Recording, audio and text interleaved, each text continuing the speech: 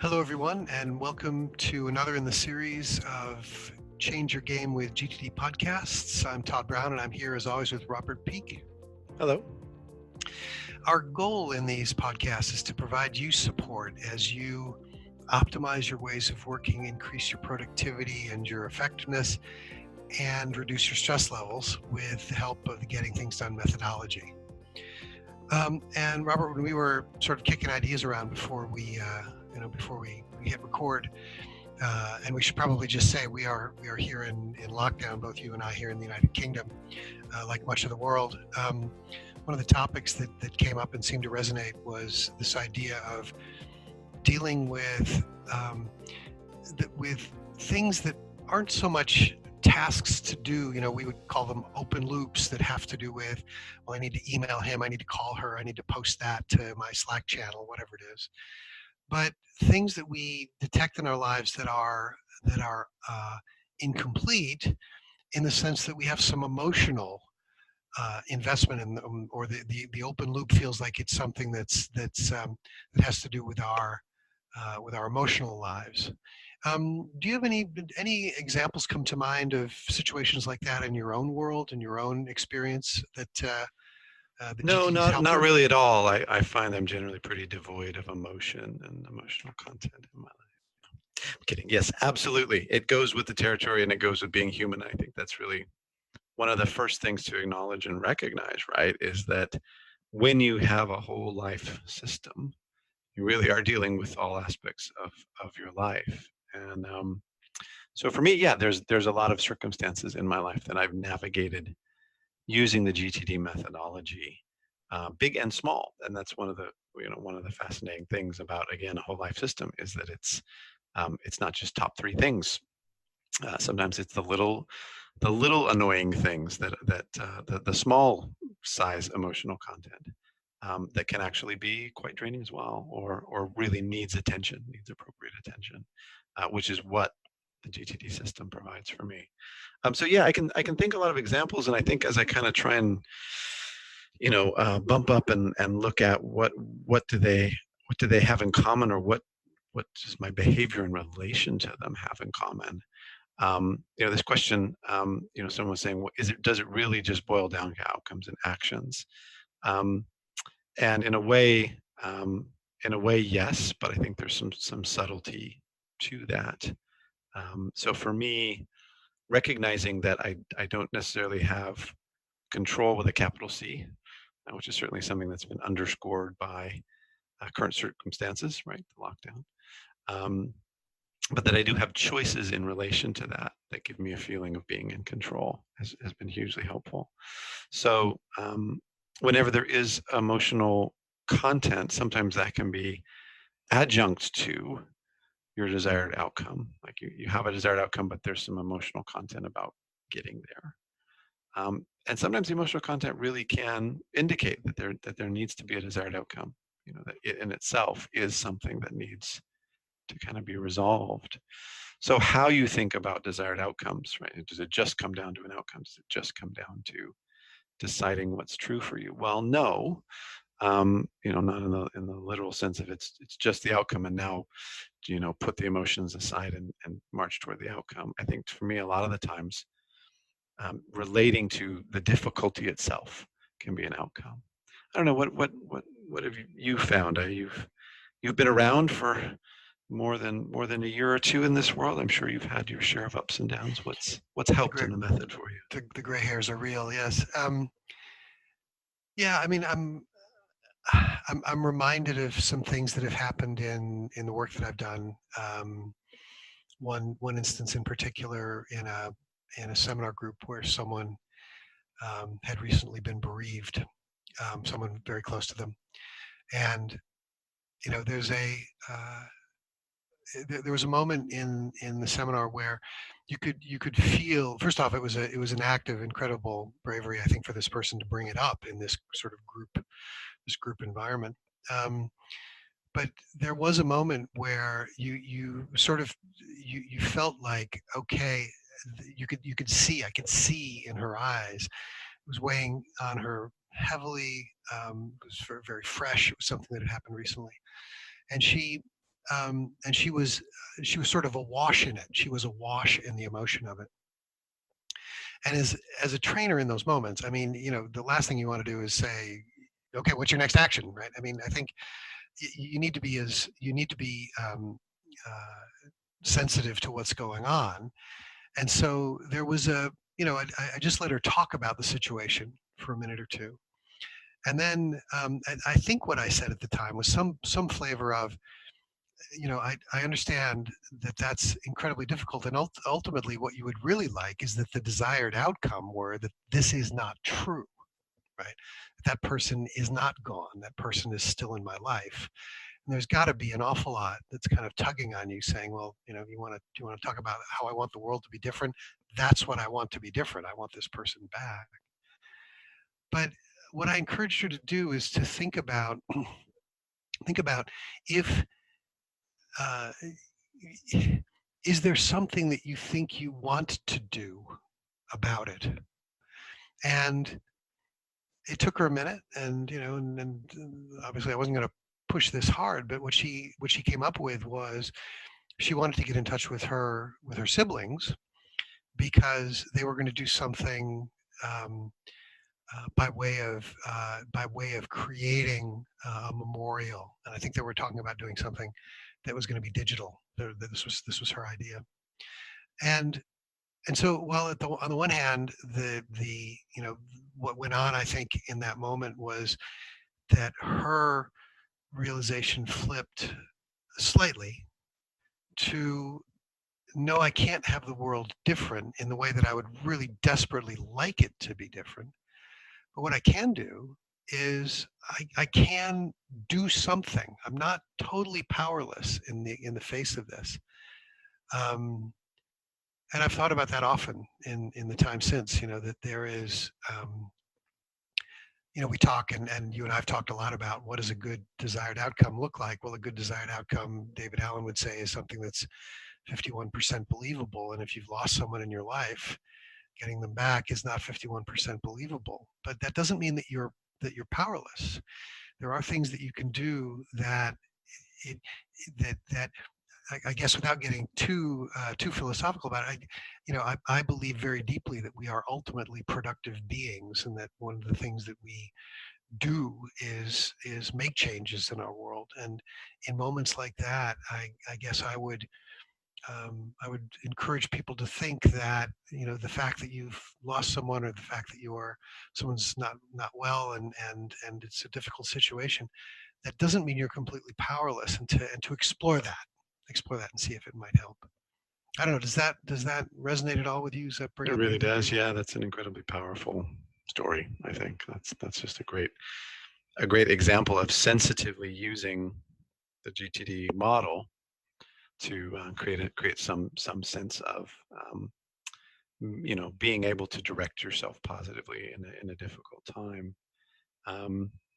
And sensitivity, I think, is an interesting thing, because here you were facilitating it with someone, with a participant, but in a sense, being able to be sensitive to yourself, being able to be in touch with yourself, is a very useful thing when it comes to understanding how to navigate your way through stuff with big emotional content to it. And in the GTD method, really one of the kind of overarching questions maybe that we ask ourselves a lot is, what has my attention? And in a way, the specific method of identifying outcomes and actions and where things live in the different horizons is a way of answering what has my attention, and what do I want to do about it? What do I want to do about what has my attention? So if you kind of bump up to that level when you're dealing with these things that do have a real emotional charge, that really are have suddenly hit you, or have been there for a while, having exerting a kind of gravitational influence on you. I love what you said about, we are kind of our ultimate impulse is to be productive, and I think of the one of the definitions of intelligence being the ability to adapt to change, right? And so To me, emotional intelligence is a way, in a way, would be an ability to adapt to change in emotional circumstances, um, in a way that is positive, that is productive. So it is a new input. It sometimes is coming from within, um, but being able to do something externally, often is, again, it's just very empowering to be able to identify. Well, you know what? I want to memorialize, or I want to have closure or completion in some way about this. And I think, there's no harm in setting out the project of, I want a greater sense of closure and completion, and then really being willing to look. Do I need to talk to someone? Do I need some counseling? Do I need some support on some practical level to deal with what has my attention? Because what has my attention right now are big feelings. Are these big feelings? So I think it works on a lot of levels once you become more kind of subtly attuned to what's really up for you, and what do you want to, or what are you willing to do about that, again, to adapt and adjust intelligently to your new circumstances, emotionally intelligently, if that makes sense. So I love that story. I think that really, yeah, that definitely hit home. Thank you.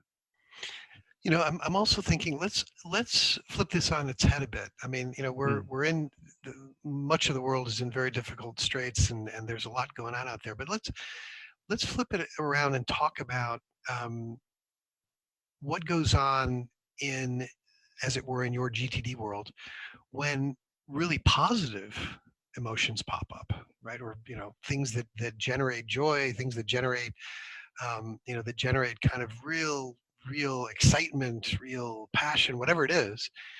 What happens in those moments, right? What's the reaction in your GTD system in to those kind of developments? And just as I was saying those words, the thing that came up for me is, for I think for a lot of people, those moments don't immediately result in an impulse to be productive. In those moments, I'm happy to wallow in in those positive emotions. Um, but that said, I think it's an interesting question, right? So what? What do you think? If you talk about really positive things that have happened in your world, mm, what mm. has GTD helped? Has it been something that's again, were those emotions you just wanted to sort of sit with and enjoy, or did actions that might have been implied by those things come later? What's your own experience been? I think it's great, Todd, because in a lot of ways, it really comes down to, there's a lot of similarity, right? And so, looking at the other side of the coin, in actuality, it's just important to acknowledge that feelings are, and they span a pretty wide range. For me, yes, often the basking factor shows up, for sure, and it can give you pause, but. Um, Often when I've completed something significant or had some significant success or accomplishment, or this big positive feeling show up, I get a burst of creative energy. Right. So there's creativity that comes from completion. There's also creativity that comes from the excitement of new circumstances. So this person that was asking about relationships and conflict in relationships. And you can certainly look at that, but also, new relationships that are exciting and fun, and can also be, in a way, kind of overwhelming too. But there also can be this real surge for me. So, being able to give appropriate attention to new circumstances in the midst of my own, um, you know, um, wellspring of creative energy, it's been really important to use the someday maybe list for that, frankly, right? To be able to capture good ideas and inputs and positive things that are going on in a way that doesn't mean I necessarily feel like I have to be committed to that. And I'm thereby increasing the overwhelm, right? Because, again, even positive overwhelm is a kind of overwhelm. Um, by feeling like I have to do a lot or engage a lot with this. So appropriate engagement and appropriate attention being paid to what's going on, I think, is a big theme of what the methodology gives us and helps us do. And just to briefly touch on the idea of relationships, relationships are areas of focus. They always are. They're on. So this person was asking about where in the horizons model do these kind of things fit, and a lot of our emotional content comes from relationships, good, bad, otherwise. But they are ongoing. Those are ongoing areas of focus that that are important to acknowledge as such and to revisit, periodically, so that you're saying, well, what do I want to be true in this situation? What can I do about that, for example? I don't know. What about you? Positive emotions, great things happen. How does that impact your system? Yeah. Um, I think what I'd say about that is as you were talking about it, what came to mind for me is that quite often in situations like that, what happens is a bit of a flurry of new possibilities, right? And quite often, not always, but quite often, those things then become really exciting projects, right? So so the program is confirmed with the client, and number one, and boy, oh boy, that means all kinds of cool things can now happen in terms of the actual implementation of that and the way that we'll work with those people to make that as positive an experience as possible. So sometimes I think what I find is that the positive outcomes very naturally generate more positive outcomes. Coming to your idea of relationships and the areas of focus, and I think that's such a great way to think about your relationships. Your relationship to the people, relationships to the people in your life are they're not something you're going to tick off as done, right? My relationship to my wife is not something I'm going to tick off as done, as there's no outcome there. But a really helpful question is, hey, how's it going? Right? Does it feel like there's something there that needs doing that isn't being done now? Right? Is there a need in essence? And if so, then a great question is, okay, well, what's the project? Right? What's the thing that I would do that if it were to be achieved, I would then feel like, yeah, this area of focus, this relationship is now in good shape, is now at a level that I'm comfortable with. So so yeah, I think it's a really interesting question. And quite frankly, sometimes when great things happen, I'm very happy just to I love the term, wallow. I think that's great. uh, just wallow in it for a couple days. There's no in I suppose another thing that's quite often true of these positive outcomes, as they're happening, these positive emotional reactions, uh, quite often there's less of a sense of, oh my goodness, I need to get into action here, right? Whereas if something big and negative happens, then that quite often comes with a sense of urgency about, this is a situation that needs resolving somehow. Whereas, yeah, if it's positive, well, I'm just gonna enjoy that for a couple days, and then, yeah, if there's some outcomes that come out of it after that, then great. And if not, well, then that's maybe what the universe intended anyway. Um, I don't know. Any of that make any sense to you? Makes perfect sense to me. Yeah, it really does. And as you're talking, one of the things I was reflecting on is both, the rough with the smooth, the good with the bad. Whatever the emotional content is of what's going on in your world. One of the wonderful side effects to me of the GTD methodology, or maybe it's not a side effect, maybe it's actually one of the big benefits, is a degree of objectivity.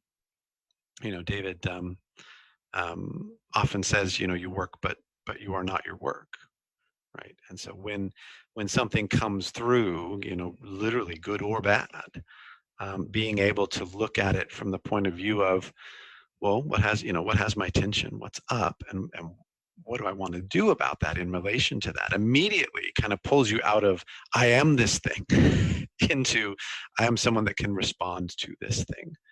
And that in itself to me is just incredibly powerful in its own right, in that you can ideally be a little less kind of hooked in to the slings and arrows of fortune in this life that we go through. David even goes so far as to say, you have a life, but you're not just your life, right? There's someone in there. There's a pilot in the cockpit, right? You're not a plane. And I think that's a really powerful part of the thought process once it really becomes ingrained. Once it really becomes ingrained, that my kind of first response to something, big or small, good or bad, is very often, what do I want to do about this, if anything? Not, oh my gosh, I am this. I don't know if Yeah, that makes sense, but no, it's perfect. And as you're talking about it, the thing that I'm reminded of is think about the difference. If we think now about the horizons of focus model, right? We think about the top level of that, where we talk about purpose and principles. That's different than the levels in that model that have to do with outcomes, right? So horizons 4, 3, and 1, where we have projects, we have sort of goals and objectives, sort of longer term or medium term outcomes, and then at vision level where we talk about long term outcomes. The fact that those are different in the model is a reminder of that quote from David, which I think is beautiful. And it's one of those quotes. The first time I heard it, I just thought about it for about 2 weeks, which was, you do your work, but you are not your work, as you said. Um, and that, and look, I grew up in the States. I spent a lot of time there, and in Western cultures in general, right? I think there's kind of a there's kind of a lot of, you are your work, right? You are defined by what you do and your role and how much money you make and your responsibilities and what's on your business card, right? And I think that's an incredibly powerful and helpful reminder, that's maybe not the most helpful way to look at it, and the kind of objectivity that you're talking about can be wonderfully, cathartic, maybe certainly freeing, and also, I suppose, likely, um, gives us the right kind of perspective to be no less effective in making the things happen that we want to make happen in our lives, but gives us the kind of perspective to be able to stand back enough so that it's more likely uh, you know that we have a healthy relationship to our productive selves. that's great. That's great. Yeah, I love that. Well, excellent question. Glad Peter tossed that in our hopper, and I love that that we're kind of getting to um, that higher level where you are more of an agent of change rather than at the whims of change, at the winds of change. Because I think that for me has been one of the big ways through, and of course people are dealing with a lot of different things that are potentially quite emotionally charged right now, and being in different circumstances, being with people that you're normally only around on the weekends, right? Or not being with people that you're normally around on the weekends or during the week. All of that are potentially big stress factors. So I think it's encouraging and useful to just look at what can you be in control of, what is under your control these days, and how can you respond intelligently, again adapting in ways that that make you feel empowered to at least do something. And I love that the single tiny next action approach so often can get us unstuck and just start moving. When we start thinking about some of these things that are so big, that are global. In fact, so much of our focus, I think, is global these days. But thinking about, here's something I can do right now that can help me or someone else. Here's a single next action, a single step I can take. I think is incredibly powerful in that kind of climate. Great stuff. Well, we're coming to the end here. Folks, thank you very much for being a part of our audience. As always, the reason that we do this work is to be of help on an ongoing basis to you. If you have topics, and thank you, Peter, for sending in this topic. If you have topics that you'd like us to be talking about in the podcast, please, by all means, do let us know. As we say, we're very happy to take requests. In the current environment, in the changed environment that we're all dealing with, we wish you all the best. We certainly hope that you and yours are safe and well, and we'll look forward to being able to meet many of you face to face, in person, hopefully in the not too distant future. Until then, be safe, be well, and we'll talk to you again soon.